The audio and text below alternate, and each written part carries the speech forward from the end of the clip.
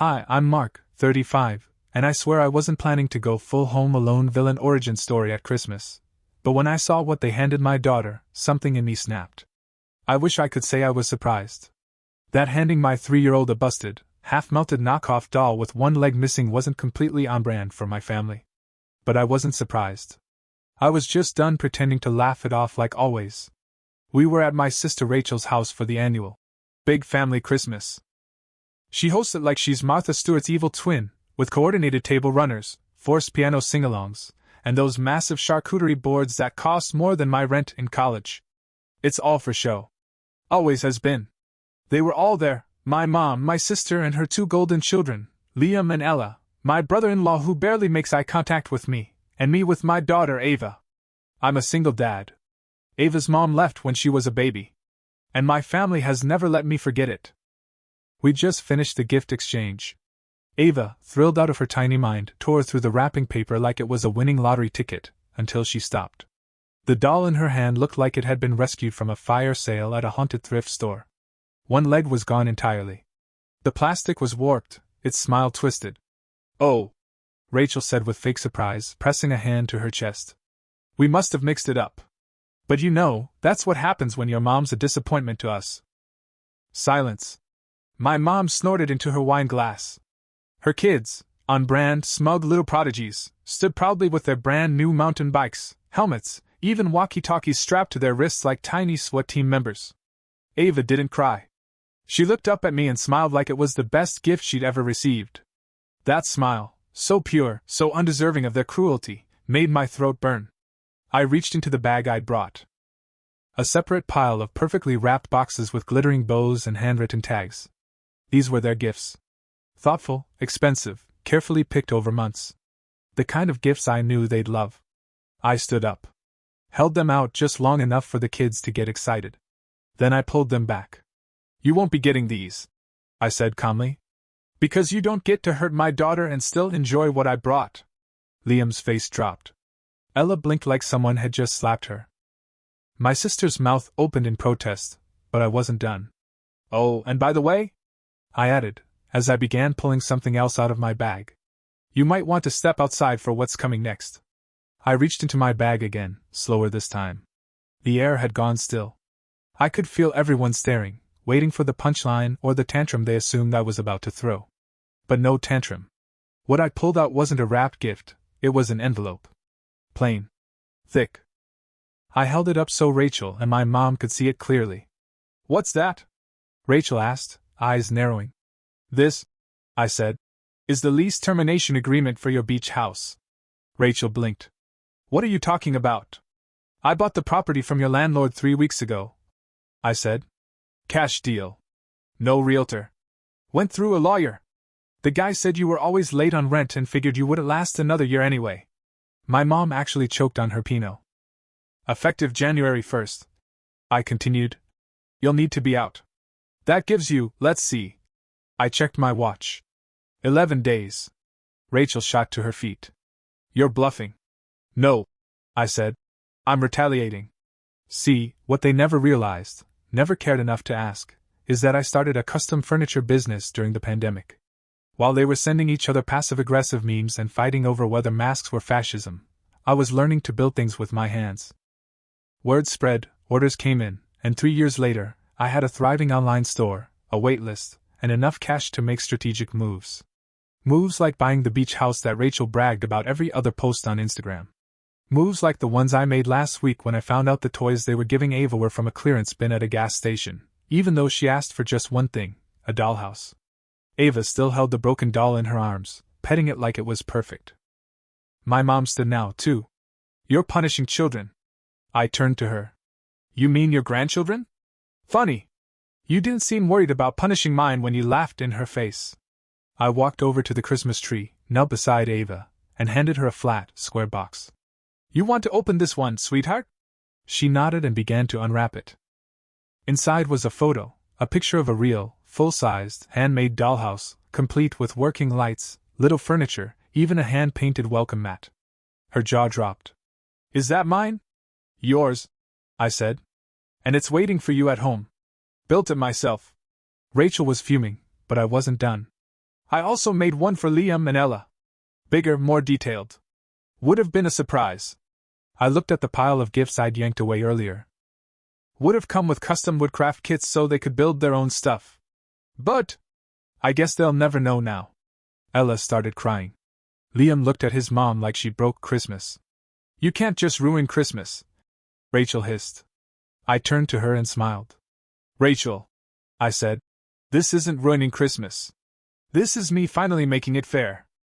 Rachel stormed toward me like she was about to snatch the dollhouse photo from Ava's hands, but my brother-in-law, who until this point had all the personality of a toaster, finally spoke up. Rach, he muttered, grabbing her arm. You really need to stop. Everyone froze. See, in our family, Rachel was the sun and the rest of us just orbited. Mom adored her, Dad, back when he was around, spoiled her. Even after she called off her engagement, torched 2 jobs, and got evicted once before, she was always forgiven. Because Rachel had potential. I had responsibility. I had reliability. She had potential. And potential got you excuses. But now even her own husband had stopped pretending. What did you just say to me? She snapped, whipping around. You're mad at him, he said, pointing at me. But you handed a toddler a broken toy and made fun of her mom while doing it. That's insane. You've been awful to him for years. To us. To us? Her voice cracked an octave higher. You think he's been the victim? He didn't answer. Instead, he turned to me and said, You got anything left in that bag of yours, man? That was the moment. The moment the whole room shifted. I reached into the bag again, my trusty canvas tool bag, and pulled out 2 more envelopes. The first I handed to my mom. She opened it with that tight, church smile she reserves for when she's about to scold me but doesn't want to seem like the bad guy. Then she read the first line. What is this? She asked, blinking. It's your notice, I said. That I'm withdrawing as your co-signer. Mom's eyes went wide. You wouldn't. I would. I am. Already filed. You wanted me on that loan so you could get your condo. Fine. But you used my name to qualify, then spent the last 2 years telling everyone how disappointed you are in me. I'm not going to keep helping someone who thinks I'm beneath them. You'll tank my credit. That's your responsibility, I said. You raised me to be responsible, remember? She went pale. And then I handed the second envelope to my brother-in-law. He looked confused, then opened it. His eyes skimmed the page. His jaw slowly dropped. No way, he said under his breath. Rachel grabbed it from his hand and read it herself. Is this a job offer? She asked, blinking at me. From you? To him, I said, pointing at her husband. Not you. Her husband, Derek, finally remembering he had a name, looked at me, shocked. Look, I told him. I need someone to manage the workshop while I expand into custom commissions. I've seen the cabinets you built in your garage. They're better than half the stuff I sell. You have skills. You just never had backup. I'm offering that. You're offering my husband a job? Rachel snapped. No, I corrected. I'm offering a good man a shot at something better. If he wants it. Derek looked at Rachel, then at his kids, who were still staring at their unopened, now unattainable presents. Then he looked at me. And said, When can I start? You could have heard a pine needle drop. Rachel's mouth opened. Closed. Opened again. She looked like a dial-up modem trying to form a sentence. When can I start? Derek had said. To me. In front of her. In front of everyone. You can't be serious. Rachel whispered. You can't just leave your job and come work for him. I gave my 2 weeks last Monday. Derek said without blinking. What? I've been unhappy for years. He said, his voice the calmest I'd ever heard it. You knew that. You just didn't care. You made fun of me for woodworking. Called it my little hobby when it was the only thing keeping me sane. You want to throw away our entire life because he... Our life? Derek cut her off, turning to her. Rachel, be honest. The only time you mention me to your friends is to make a joke. You treat me like I'm a punchline. You treat him. He pointed at me. Like he's a disease. Rachel's voice cracked, desperate now. He's always been the golden child, don't act like he's the victim. I laughed out loud at that one. Couldn't help it. Golden child? You all treated me like the dog that kept dragging mud through your perfect lives. I wasn't the screw-up, Rachel. I was the scapegoat. Ava had climbed into my lap by this point, clutching her broken doll, still smiling like all of this was just background noise to her perfect Christmas. I have given this family everything, Rachel said, spinning on her heel to face our mom, who hadn't spoken since the credit bomb had dropped. Mom blinked slowly. Then she sighed. You know what's funny? She said, setting her wine glass down. I always thought you two would end up killing each other. Turns out, Mark was just biding his time. Wait, I said, staring at her. Are you agreeing with me? She shrugged. I'm not disagreeing. I thought you were weak, Mark. Turns out you were just waiting. Quietly collecting receipts. Rachel stared at both of us like we'd grown extra heads. You both have lost your minds. And then, for the first time all day, Ava spoke up. She stood in the middle of the living room, still holding that half-burnt doll like it was sacred, and said in her tiny, matter-of-fact voice, This is my doll. She has one leg. That's okay. Everyone froze. She's still pretty, Ava said, hugging it tight. Even if you don't like her. Rachel blinked. Her mouth moved. But nothing came out. Derek was the first to move. He walked over to Ava, crouched down, and held out his hand. You're absolutely right, he said. She is pretty. And so are you. Ava giggled and did a little spin like she was modeling the worst-dressed Barbie at the Met Gala. Then I stood up and walked to the pile of gifts I'd pulled from under the tree earlier. I'm not giving these to the kids, I said.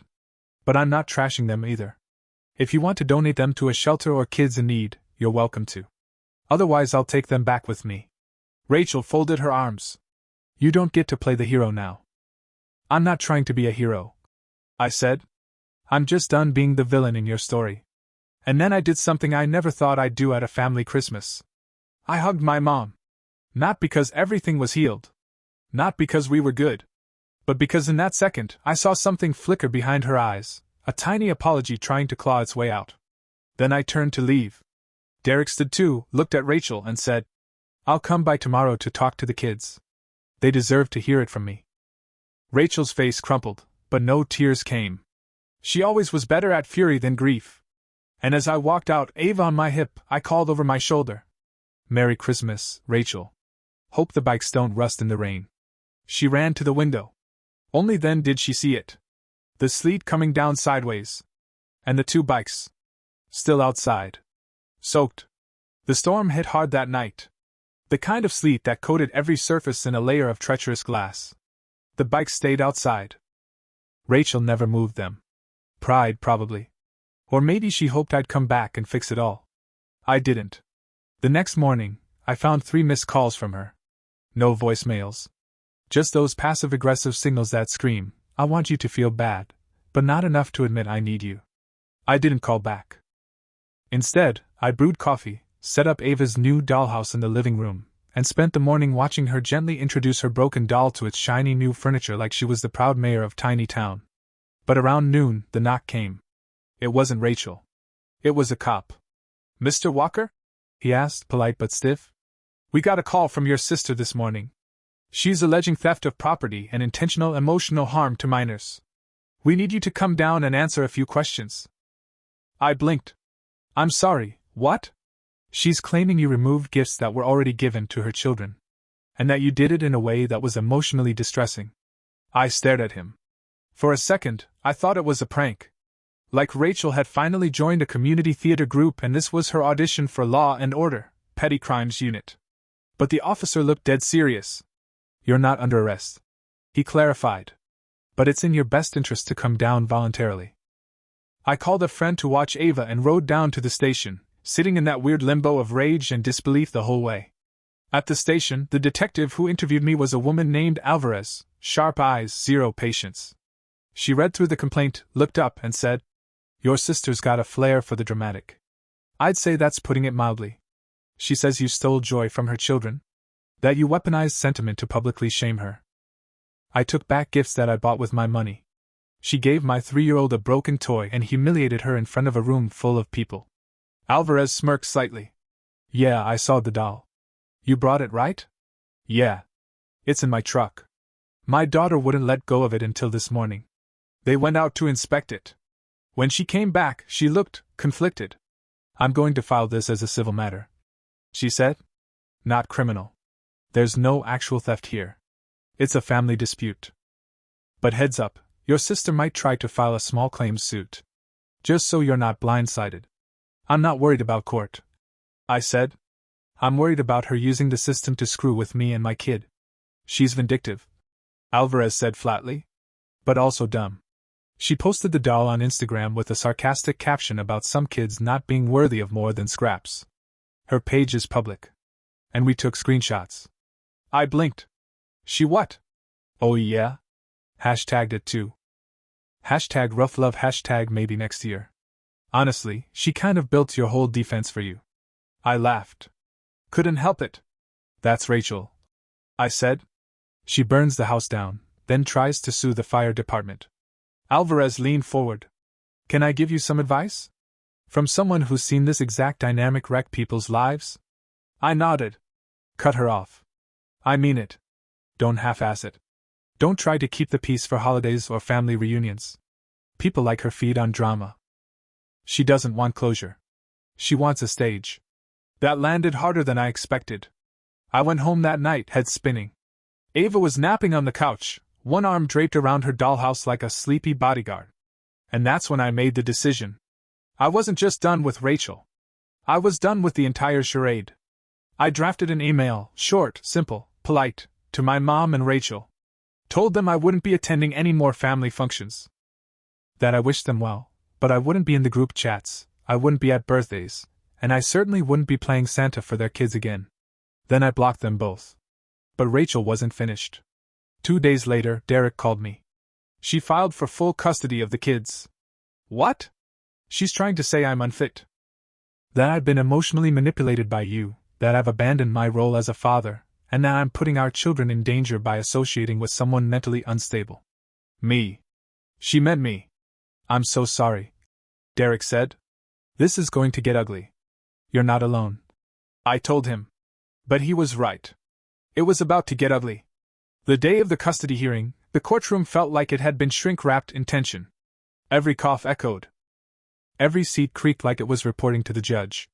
I sat 2 rows behind Derek, dressed in my only real suit, Ava's little lucky hair clip still somehow clinging to my pocket, blue plastic with glittery stars. She'd insisted I bring it. For power, she'd whispered. And honestly, I needed it. Rachel walked in 10 minutes late, dramatically, like she was being chased by a Netflix documentary crew. Full black dress, veil, sunglasses, indoors. You'd think she was mourning the death of common decency. She didn't glance my way. But her lawyer did. A guy who looked like he specialized in HOA turf wars and losing defamation cases on cable news. He gave me a smug little nod like we were equals in some kind of game. I didn't nod back. The judge, an older woman with steel gray hair and a face like she ironed it flat each morning, called things to order.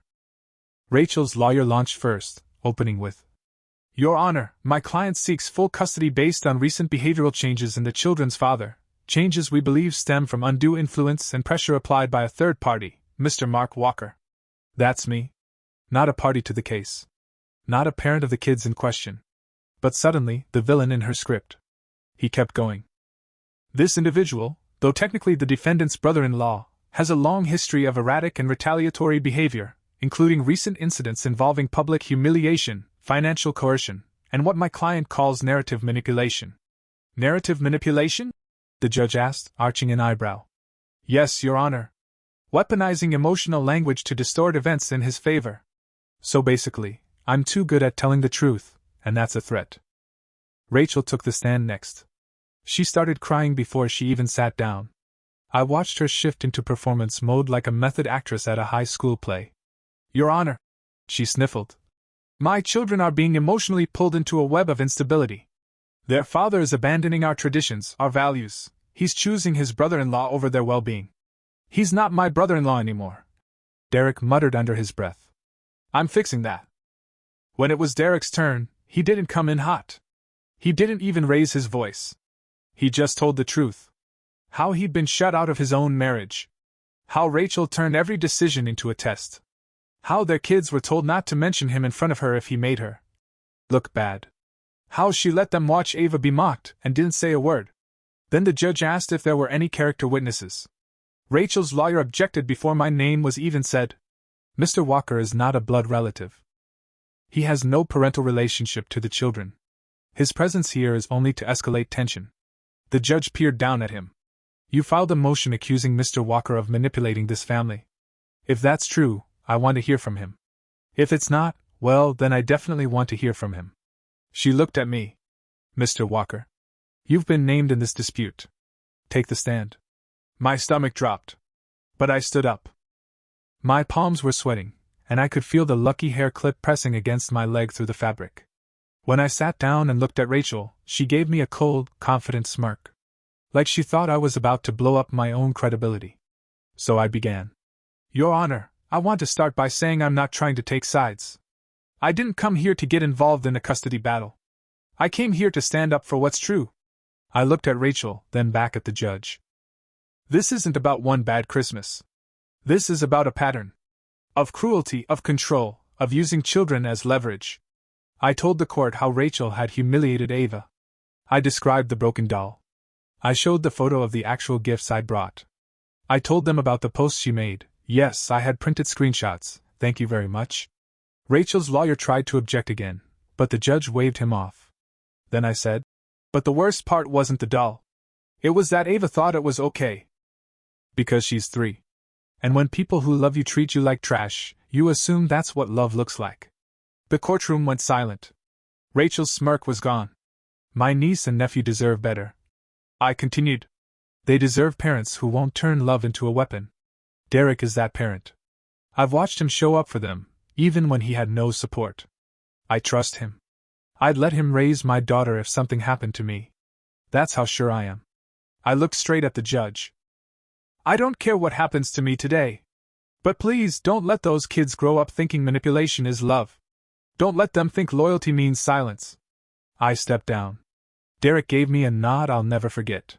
The judge called a recess. Rachel stood, trembling with rage, and whispered as I passed. You just signed your own exile.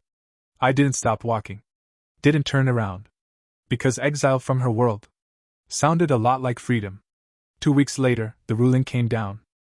Derek was awarded primary custody. The judge didn't mince words in her summary either.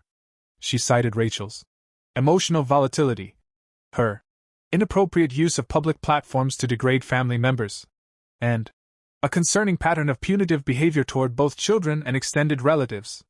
Translation: the court saw straight through her theater act. I didn't gloat. I didn't post about it. I didn't even tell Ava. She was too busy introducing new dolls to her ever-expanding dollhouse empire like she was building a diplomatic Barbie nation. But the phone call came anyway. Rachel. No caller ID, but I knew the voice. You happy now? She hissed. You win. Everyone thinks you're the noble brother. The perfect dad. The savior. No, I said calmly. I'm just the guy who stopped letting you get away with being cruel. She went quiet.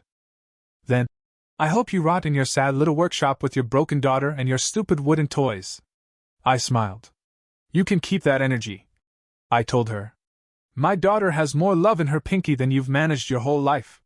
And she's already rebuilt that doll's leg with Legos. So yeah, we're doing fine. And then I hung up. That was the last time we spoke. Derek started his job the next month. Turned out he was a natural at managing the crew. He even brought his kids to the shop after school. Liam's got a gift for carving, and Ella? She builds shelves like she's training for a design reality show. Ava runs the snack table like a benevolent dictator. And the doll with the missing leg? Still lives in the dollhouse. Top floor. Best room in the house. Because here? We don't throw people away when they're broken. We rebuild. Together.